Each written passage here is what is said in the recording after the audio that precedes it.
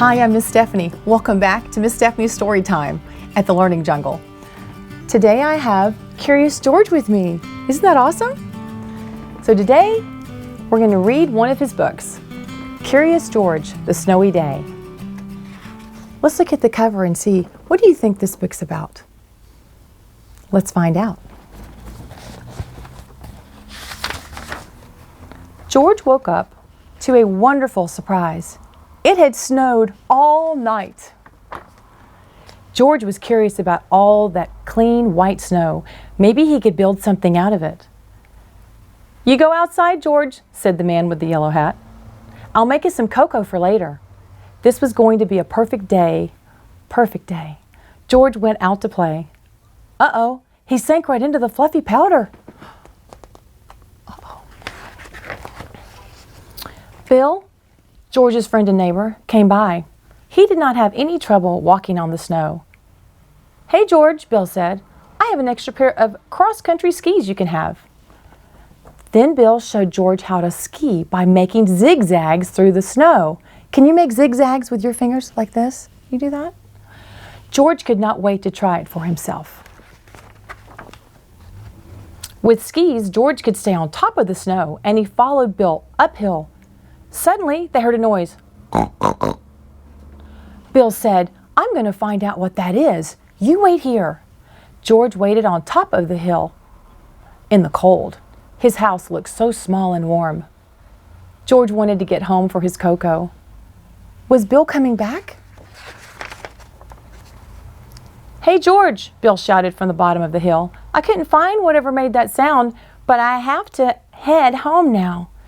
Keep the skis and have fun." So George did for a while. When George was tired, he skied down the hill toward home until he hit a rock. His skis flew off and George tumbled the rest of the way down. George picked himself up at the bottom of the hill. What would he do now? He spotted two children pulling a sled. They were walking on the snow, but they did not have skis.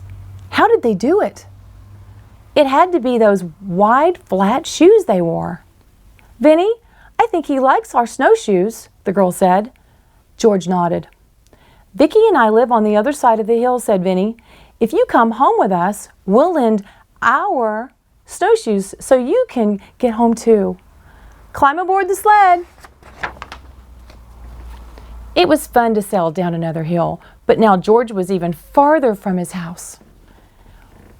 "Here you go, monkey," Vicki said. She gave George her snowshoes and climbed on the sled. "Bye, monkey. Good luck." George began his long journey home. He was cold and tired, and climbing up the hill was hard.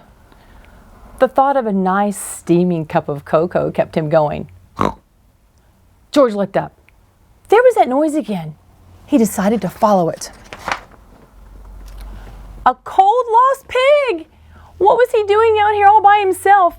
And how could George rescue the poor pig? George remembered how Vicki and Vinny had rescued him. What George needed was a sled. It had to be a flat and big enough for the pig to sit on. A fallen sign nearby looked like a good choice. What a ride! When George got home, he found his neighbor, Farmer Rankins, talking to the man with the yellow hat.